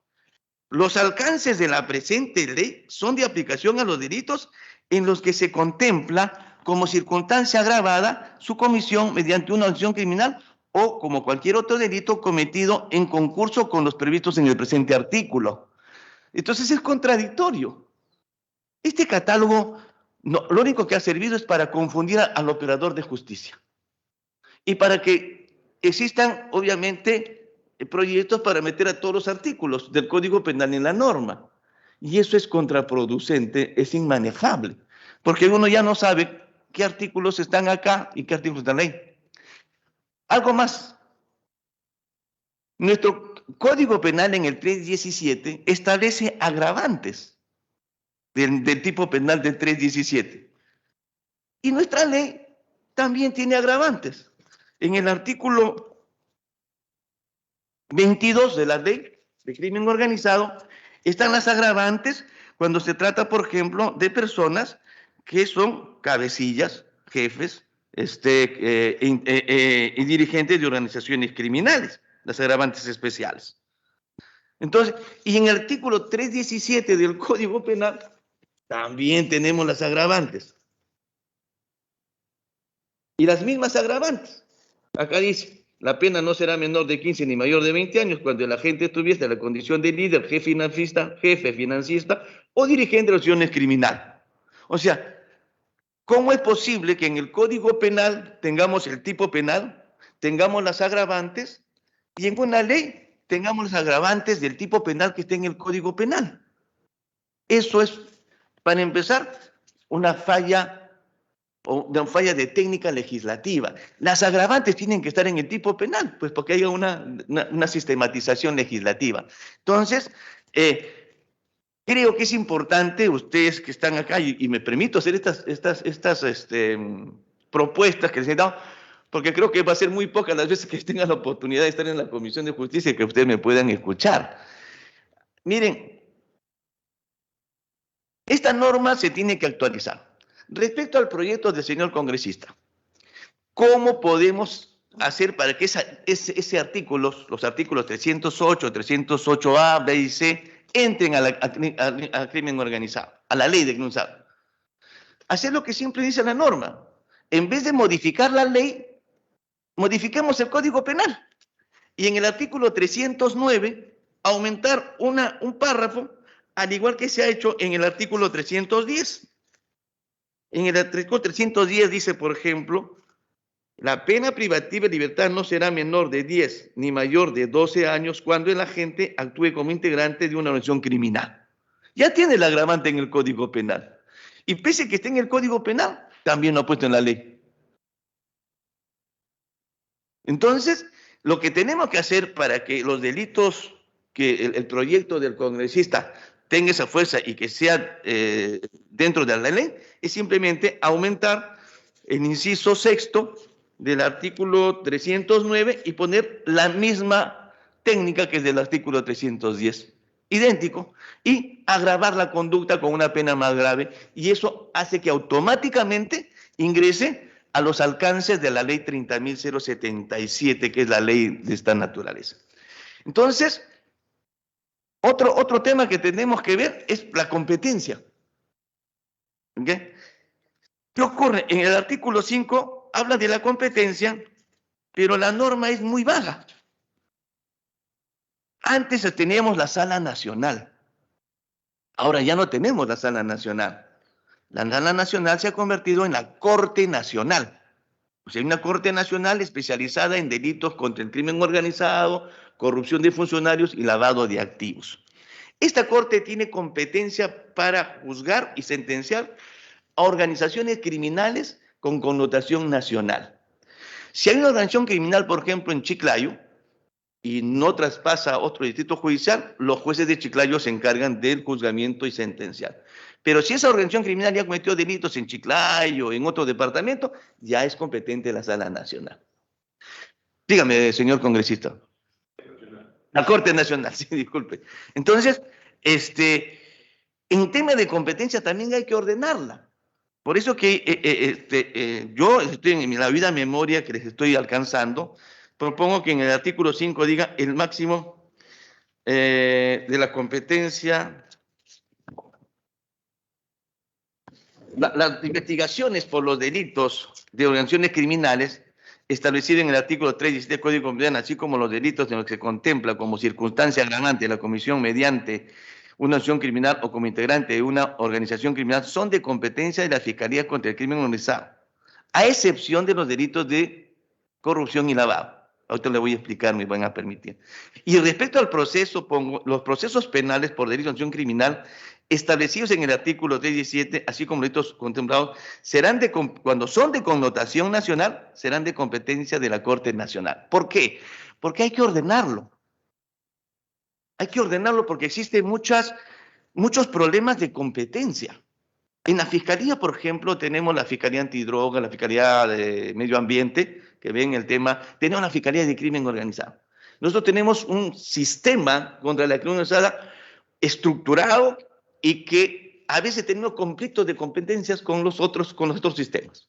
Entonces, todos los temas de organizaciones criminales tienen que verlas con Fiscalías de Crimen Organizado porque para eso se crearon, es su razón de ser. ¿Y por qué no los delitos de corrupción y lavado de activos? Porque debemos entender algo. La criminalidad organizada, el fenómeno de la criminalidad organizada, para poder sustentar, para poder sobrevivir a acciones criminales, tienen que utilizar dos delitos instrumentales. Independientemente que la organización criminal se dedique al narcotráfico, a la trata de personas, al tráfico de armas, toda organización criminal se ve en la necesidad de cometer dos delitos para sobrevivir y fortalecerse en el tiempo. Primer delito, corrupción de funcionarios. Y segundo delito, lavado de activos. La corrupción de funcionarios lo van a cometer con dos objetivos: evitar la persecución y protección de las autoridades. Y segundo, para que a funcionarios y servidores públicos los ayuden en sus objetivos criminales. Por eso que en la mayor cantidad de mega operativos que encontramos, pues están ahí policías, asistentes fiscales, jueces metidos en temas de corrupción, porque buscan pues infiltrarse en los órganos de la Administración de Justicia sobre todo. Y en la administración pública, en el tema de tráfico de terrenos es fatal. Funcionarios de los municipios, funcionarios de bienes nacionales, funcionarios de gobiernos regionales, siempre están involucrados en estos temas de corrupción. Entonces, para eso, para poder lograr sus éxitos. Y el delito de lavado de activos lo cometen porque tienen que darle legitimidad a sus bienes espurios, a fin de ocultarlo de las autoridades, a fin de introducirlos al mercado formal. Por eso es que el Ministerio Público, ¿no es cierto?, tiene dos sistemas fuertes, como es el sistema de corrupción de funcionarios, de lavado, para que ataquen, investiguen los delitos instrumentales de la criminalidad organizada. Eso es lo que les quería comentar. Si tienen alguna duda, porque creo que estamos sobre la orden, ustedes también he sido bastante conciso. Si tienen alguna duda, les dejo el ayuda a memoria para que vean esto. Y solamente para no alejarme del tema de la invitación, en mi opinión respecto al proyecto del señor congresista es que no se lo ponga en el catálogo, sino simplemente que se le agregue en el artículo 309 la agravante cuando se comete porción criminal, aumentando la pena de 10 a 12, como está en el artículo 310, y con eso solucionamos el tema de que se pueda emplear las técnicas de investigaciones especiales que establece la 30.077. Si alguien tuviera alguna pregunta que hacer, ¿tiene alguna duda? Por favor. Sí, Presidenta. Respecto a la última idea desarrollada, mi pregunta, y no va en un razonamiento jurídico, pero más bien va en un razonamiento de lo que son los procesos, o sea, lo que es causa y efecto. Los delitos de corrupción y de lavado, como usted bien ha dicho, son necesarios para las organizaciones criminales para darle una apariencia de legitimidad y para lograr instrumentalizar esto. Pero desde ese punto de vista son efecto, ¿no? No son causa. Y en ese sentido, lo que le entendí es que o sea, yo pienso que la pena mayor, el esfuerzo mayor de la legislación debe ir a la causa más que al efecto. ¿En ese orden estamos en lo correcto? Sí. A través de la presidencia. Disculpen la falta de técnica, me acaban de decir que me tengo que mover a través de la presidencia. Sí, señor congresista. El tema es que las organizaciones criminales, para fortalecerse, para poder permanecer en el tiempo, porque esa es su razón de ser, su naturaleza, no pueden dejar de cometer delitos de corrupción y lavado. ¿Por qué? Porque son como dos pilares. El delito fin es el techo y esos son sus columnas. Si falla una de esas, se les cae. Por eso es que están obligados a corromper funcionarios de todos los niveles y están obligados a lavar dinero.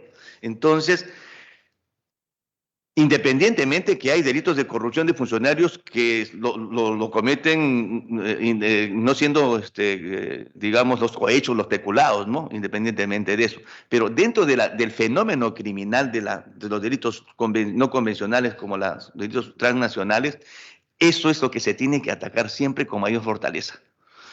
Por eso yo siempre digo a los fiscales, cuando un fiscal está investigando una organización criminal, ya él tiene que tener visión. ¿A quién están corrompiendo para que puedan sobrevivir? O sea, ¿quiénes son las autoridades que están coludidas con su criminal? ¿Y dónde están lavando su plata? Para poder cortarles el financiamiento de la criminalidad. Por eso que hay que fortalecer la lucha del lavado y la corrupción. Por eso es que en su momento la Fiscalía de la Nación, teniendo esa visión de decir, ¿cómo atacamos al crimen organizado? Pues hay que atacar tumbando sus columnas vertebrales. Corrupción y lavado. Por eso se crearon dos sistemas independientes, obviamente, para atacar esos temas. Eso sería, doctor Chávez, la operatividad para poder atacar, descubrir en todo caso y finalmente desarticular a las organizaciones criminales. Quiero entender que el congresista preguntaba la causa. ¿Cómo es que, por qué tanta organización criminal? ¿Por qué se facilita? ¿Será porque hay debilidad en las instituciones públicas? ¿Será porque hay mala designación de jueces, fiscales, de funcionarios? ¿Será porque el sistema lo permite? ¿Será porque tanto control más bien permite rebasar los límites de la tolerancia y desbordar las cosas y decir, bueno, pues, ¿no? O será por las bajas remuneraciones, o será, no sé, etcétera, etcétera.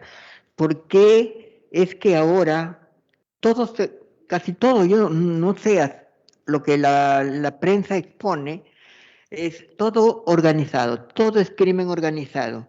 Difícilmente encontramos por ahí la noticia de un hecho individual, de un crimen que no sea feminicidio, homicidio o el robo en la calle. Incluso, hasta para robar ahora en la calle son grupos de 5 o 6 que se agrupan para poder cometer arrebatos, ¿no? Se ha investigado en el Ministerio Público las causas que están generando este fenómeno criminal que tanto daño está haciendo a la población. En mi opinión, señora presidenta, es que hemos tenido una pésima política criminal en el Estado en las últimas décadas. La política criminal de Estado para enfrentar al delito, en general delito común o delito de organizaciones criminales, se basaba en los siguientes aspectos: aumentar penas, inventar tipos penales y reducir beneficios penitenciarios. Es decir, enfrentar a la criminalidad desde el punto de vista penal, cuando nosotros sabemos perfectamente que el derecho penal tiene que ser utilizado como última ratio. Entonces, toda política criminal tiene que descansar en 4 ejes fundamentales. El primer eje, el más importante, es la prevención. Nos hemos olvidado de la prevención. No hay prevención. Segundo eje es la seguridad. El tercer eje es la interdicción. Y el cuarto eje es la rehabilitación y rehabilitación. No podemos enfrentar a la criminalidad, sea convencional o no, solamente mirando el Código Penal, modificando el Código Penal, si no tenemos una política de prevención. ¿Por qué han crecido las acciones criminales? Porque no hemos tenido una política de prevención, no hemos prevenido, hemos dejado que crezcan y hemos pensado que aumentando las penas se reduce la criminalidad. O simple y llanamente eliminando los beneficios penitenciarios, teniendo a la gente en las cárceles, se elimina. En la práctica, casi todos los casos que vemos en crimen organizado están dirigidos a los penales. Por eso que tenemos que hacer allanamiento de los penales en cada operativo, porque desde ahí están dirigiendo el Cojomame, que ya lo mataron en el penal, dirigía todos los secuestros desde el penal, por ejemplo. ¿No es cierto? La Gran Familia con sus líderes desde Chayapalca. Imaginen, uno dice Chayapalca, no hay forma que salga. Desde Chayapalca salían las directivas para secuestrar y extorsionar a la gente. ¿Por qué? Porque las cárceles se han convertido lamentablemente en escuelas del delito, porque no hay prevención. Entonces, la política social tiene que pasar primero por una política de prevención, y la prevención somos todos. Las universidades, los medios de comunicación, hay que exigirle. Yo siempre digo esto: nos ponemos a ver televisión, señal abierta, y no van a encontrar un solo spot publicitario sobre la trata de personas, o contra la violencia de la mujer, o contra el infanticidio. No van a encontrar un spot publicitario. La pregunta es ¿por qué? No es que las señales del Estado ellos solamente son concesionarios. ¿Por qué hemos negociado mal? Pues porque debemos exigirle a las empresas de comunicación que tengan esos spots, porque es lo que necesitamos. ¿De qué nos sirve cambiar la ley si nadie se entera? ¿De qué sirve crear tipos penales si nadie se entera? Yo siempre digo esto a mis estudiantes, incluso en broma, ¿no? Si los mismos abogados no leen la ley, menos será el delincuente, pues. Así de simple. Entonces, la prevención es eso, medios de comunicación, universidades, los talleres. Ya no hay universidades que hagan talleres, menos en esta época de pandemia. Entonces, el problema es la prevención. Hemos olvidado la prevención. Por eso es que ha crecido la delincuencia, porque la política criminal es cuadriculada. ¿Va a tener un delito? Aumentamos pena. Mire, se inventaron el tipo penal del feminicidio. Estadísticamente, desde que está vigente el tipo penal del feminicidio, ha aumentado el 60% de víctimas de feminicidio. Se inventó el tipo penal del sicariato. El 70% de crímenes de atención ha crecido en los últimos 3 años. La pregunta es, ¿solucionamos el problema? No hemos solucionado el problema. Entonces, eso significa que hemos tenido una mala política criminal. Entonces, ha llegado el momento de tener una política integral. Toda política integral tiene que tener esos 4 ejes. Si falla uno de esos 4 ejes o no está presente, señores congresistas, señora presidenta, no vamos a solucionar el problema de la criminalidad en nuestro país. Yo lo tengo claro. Eso desde la Fiscalía siempre se ha trabajado bajo la fórmula de la persecución inteligente del delito y tratando de generar políticas públicas de esa naturaleza. Pero eso ha quedado en la vía interna, e incluso en cuanto al feminicidio, el Perú fue uno de los primeros países que creó un observatorio sobre el particular y que pues, ¿no? se logró visibilizar el tema de los feminicidios, pero no solamente eso, sino controlar, porque se hizo un programa informático que permitía determinar cuántas denuncias había una persona contra la pareja y poder actuar ya en la vía de los hechos dentro de la familia para poder aplicar medidas preventivas y evitar un homicidio a futuro, ¿no? Se marcaba el rojo, la alarma, y los fiscales tenían que entrar a operar. Así se evitaron muchas cosas, no sé qué pasó hacia ahora, pero el Estado no recogió esa política. Por más que se difundió, entonces se tuvo un espacio televisivo que finalmente lo cortaron, y ¿qué era lo que usted dice? Difundir las normas, porque ahora el delincuente sabe más la ley que los mismos abogados. Bueno, no sé, quizás le agradecemos, doctor, por habernos hecho... ¿Tiene usted una pregunta? Bueno, el doctor tiene una pregunta. Tiene el doctor Ventura el uso de la palabra. Sí, señora presidenta, por su intermedio, saludar al doctor Cotrina por su valiosa disertación. Y efectivamente, usted tiene mucha razón, doctor.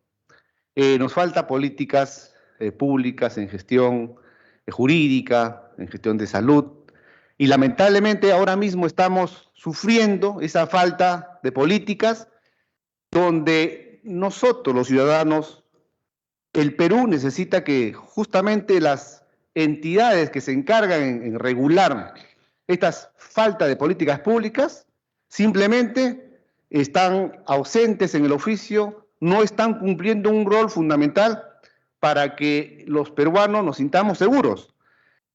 Tenemos un ejecutivo donde lamentablemente hay presencia de algunos ministros que están al margen de la ley.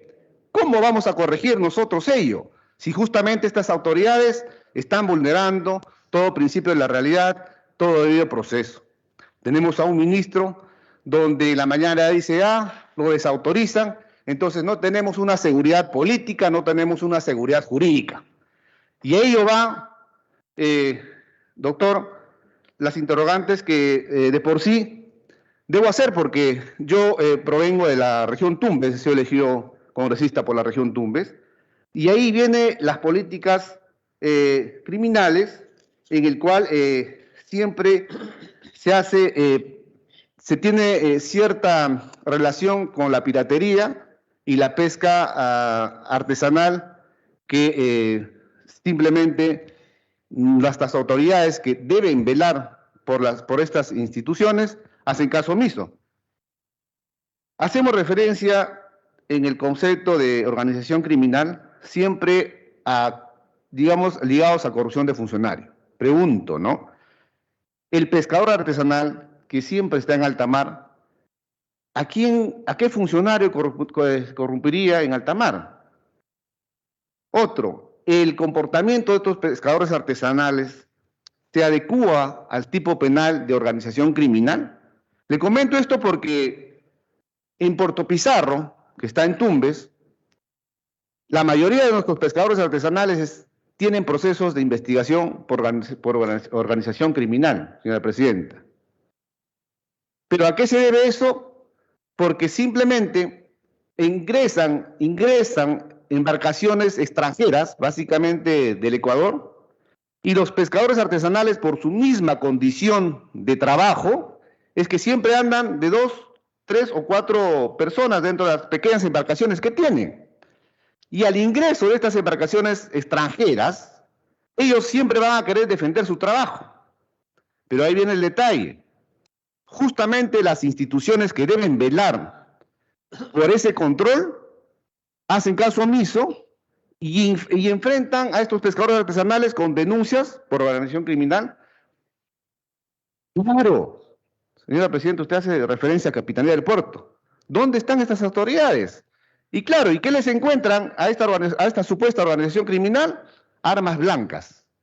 Claro, es que el pescador artesanal en alta mar tiene que tener armas blancas, o digamos algunos utensilios, algunas herramientas que son propias de su trabajo. Entonces yo creo de que se debe siempre tener en cuenta, doctor, la primacía de la realidad para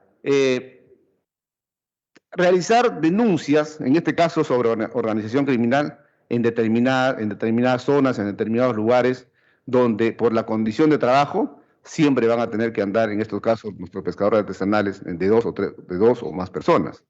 Entonces, yo creo que serviría esto, doctor, para poder reflexionar y encaminar bien el tipo penal y que las autoridades que deben velar por el interés de todo peruano deben tener un consenso y adecuarse a la primacía de la realidad. Muy bien. Doctor Chávez, para finalizar ya, pues nos va a ganar la hora.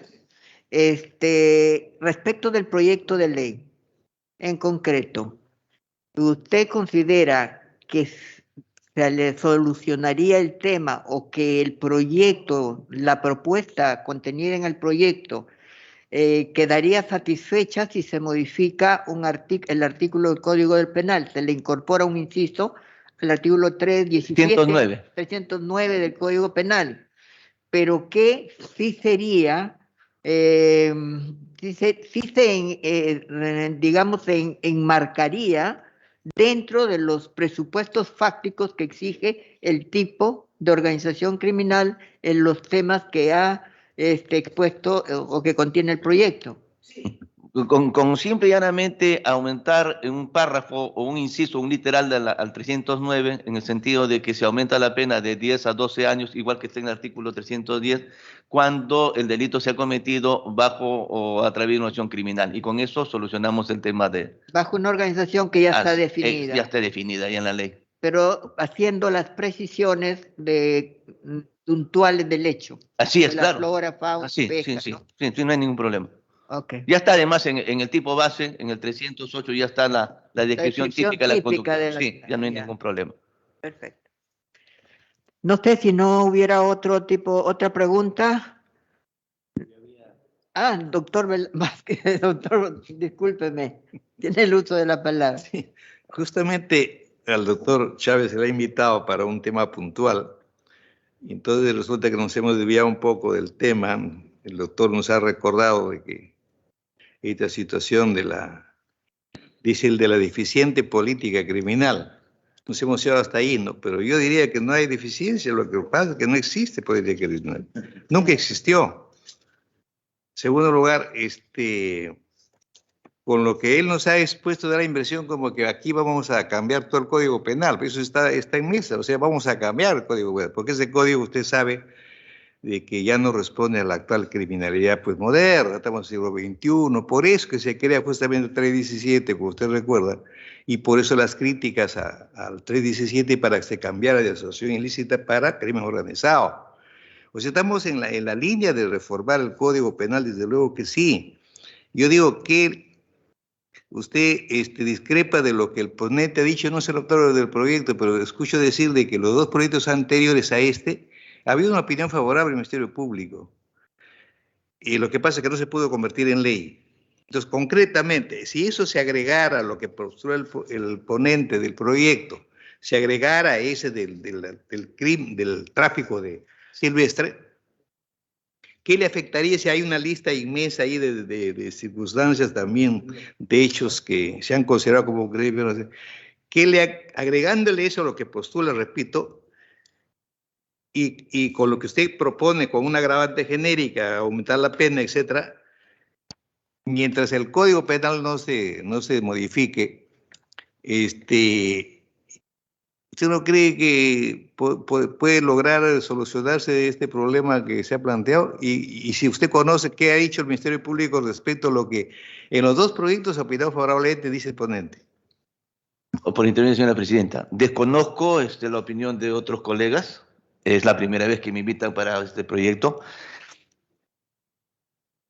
Yo insisto en mi opinión, creo que es innecesario un catálogo de delitos. Y para eliminar el catálogo de delitos no necesitamos cambiar el Código Penal, simplemente derogar el artículo 3 del Código de la Ley 30.077 y modificar el extremo del artículo 309 del Código Penal para aumentar el tipo penal o la agravante circunstancial de organización criminal.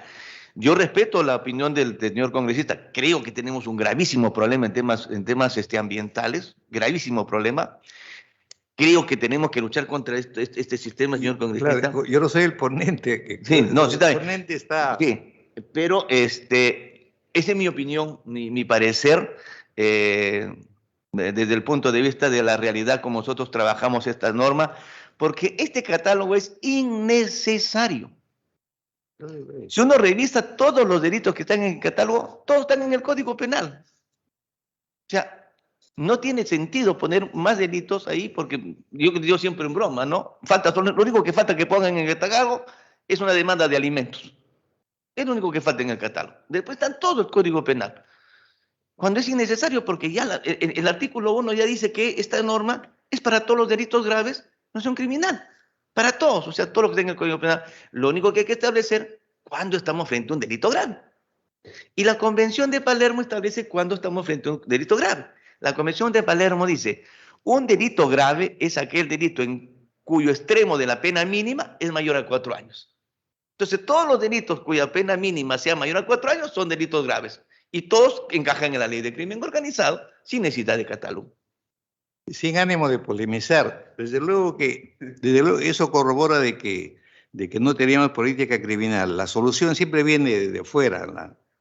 Si no teníamos la Convención de Palermo, seguimos pensando que el Código Penal que diseñó los delitos individuales y no reparó de que inmediatamente se venía el problema del terrorismo y otros crímenes organizados después. Estamos en esa línea, o sea, el ponente entiende de que esta situación si a veces es gravísima, que hay que darle solución inmediata. Porque se ve, incluso los animales ahora tienen derechos humanos establecidos en otros países como Argentina, por ejemplo. Entonces, se ve perfectamente de que de repente el ponente ha tenido en consideración, y tengo entendido de que esos proyectos anteriores es opinión oficial del Ministerio Público, no es opinión individual de un fiscal. Entonces, eso habría que revisar para compaginar con la sugerencia que usted nos trae ahora mañana y podremos después consensuar en su momento. Muchas gracias, Presidenta. Perfecto. Se le invitó al doctor Chávez porque él es el especialista en crimen organizado de la Fiscalía. Bueno, la presidencia consideró necesario escuchar su opinión, dada su experiencia y conocimiento del tema y de las problemáticas que existen en este momento. Seguramente que mañana invitaremos a otras personas. Acabo de ver lo que ha opinado la Fiscalía, no sé quién habrá hecho el dictamen, pero de todas maneras lo vamos a analizar en su momento. Hay la congresista Z, quiere hacer uso de la palabra. Por favor, en breve término, porque el pleno está para comenzar. Congresista Z. Sí, señora presidenta, muchas gracias. Muy buenos días, señora presidenta, colegas congresistas. Por su intermedio, quiero saludar al doctor José Chávez Cotrina y decirle que lo felicito, la iniciativa de incorporar los delitos contra los recursos naturales en el ámbito de aplicación de la ley contra el crimen organizado. Pero es necesario decir que con incorporación de estos delitos sobrecargaremos más ya la recargada labor procesal que los fiscales realizan. Es por ello que de la mano de la modificación de este artículo debe ir un incremento no solo de presupuesto, sino también de recursos humanos, ya que es muy limitado el número de fiscales que tenemos para tan abundante carga procesal, lo cual inicia muchas veces en que los plazos de las investigaciones culminen sin haber llegado a finalizadas.